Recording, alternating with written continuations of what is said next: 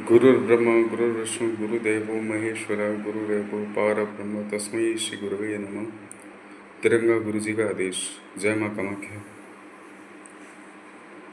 माँ कामाख्या तंत्र साधना मिशन तिरंगा गुरु जी के सानिध्य में आज एक अति प्राचीन और अति गुप्त विद्या का मैं परिचय कराने जा रहा हूँ, जिसे सर्प विद्या कहा जाता है। ऋषिकेश के समागम में ये सर्प विद्या समागम कराया जाएगा। आगामी अगस्त के ही अंतिम सप्ताह में इसका आयोजन होना है, शिविर लगेगा इसका। किसी ज़माने में इस विद्या के माध्यम से, मंत्र के माध्यम से सर्प का विष उतारा जाता था, इसलिए इस विद्या का नाम सर्प विद्या पड़ गया।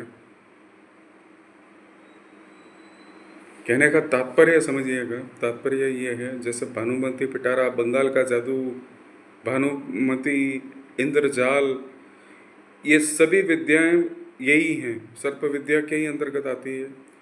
इसमें जो मंत्र दिए जाते हैं, ये जो मंत्र दीक्षा दी जाती है, शिष्य से गोपनीयता की शपथ दिलाकर ही गुरु शिष्य को प्रदान करता है, उससे पहले नहीं होता। इसमें सांप का झाड़ा, सांप का विष उतारना, सांप का मुंह कीलना, उसको यथास्थान पर कीलित करना, सर्प का मुख बंधन करना, उसके नेत्र ज्योति बंधन कर देना, प्रेत उतारना, झाड़ा देना, जिन भूत प्रेत का निवारण करना, और भी बहुत सारी चीज़ें हैं, रोग निवारण करना, कांसे की थाली को पीठ के ऊपर चिपका कर और उससे रोग निवारण करना, ऐसी कई विद्याएं इसके अंतर्गत आती हैं।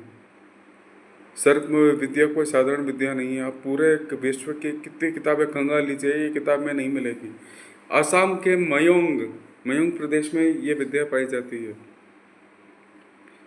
आज तक ये विद्या खुले तौर पे किसी को नहीं दी गई और ना ही इसका जिक्र किया गया। ये जिक्र सिर्फ तिरंगा गुरु जी के माध्यम से होने जा रहा है इसी अगस्त माह में, इसलिए आप सभी लोग अब उसके लिए तैयार हो जाइए।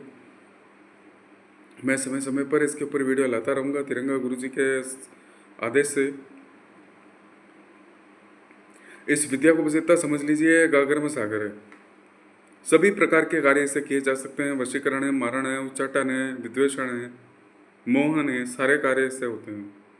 इस विद्या का कोई काट नहीं है। सर्प विद्या का सांप का विष तो उतारती ही है, पर सांप को कोई ऐसी चीज़ जो गतिमान है, उसकी यथा स्थिति में उसको कीलित कर देना, उसको स्तंभित कर देना। स्तंभन का कार्य इससे बहुत तीव्र गति से होता है। स्तंभन की विद्या है ये एक प्रकार की। शत्रु अगर ज़्यादा बोल रहा है, ज़्यादा चुनौती दे रहा है, तो उसकी यथा स्थिति को भी स्तंभित कर देगा। वो शत्रु स्वतः ही मित्र होकर व्यवहार करना शुरू कर देगा, ये हट जाएगा आपके रास्ते से। सर्प विद्या के माध्यम से हर वो वस्तु जो साधारण साधक के लिए संभव नहीं है, वो संभव हो जाती है। और तिरंगा गुरु जी के माध्यम से ये पहली बार खुले तौर पे शिविर में ही सिखाई जाएगी इस अगस्त के अंतिम सप्ताह में। बहुत सावधानी पूर्वक इसे सीखिएगा। मैं आप सभी से ये अनुरोध करता हूँ, एक बार अपने जीवन को ये मौका दीजिए कि आप तिरंगा गुरु जी से जुड़ करके इस विद्या को सीख सकें।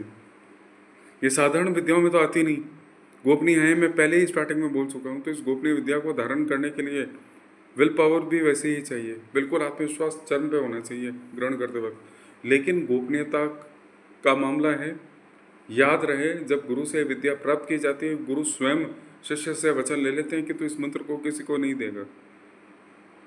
इसलिए तो इसको भानुमती पिटारा या भानुमती विद्या भी कहा जाता है। बिल्कुल गोपनीय विद्या है।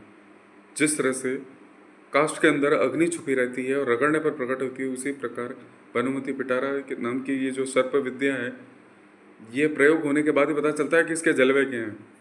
ऐसे ऐसे चमत्कार होते हैं कि दिमाग भी काम नहीं करेगा। मैं अगले पार्ट में और भी इस पर करूँगा विश्लेषण। तब तक के लिए मेरे साथ जुड़े रहिए। माँ कामाख्या तंत्र साधना मिशन के प्रेरक और उत्प्रेरक तिरंगा गुरु जी के चरणों में मेरा प्रणाम। तिरंगा गुरु जी का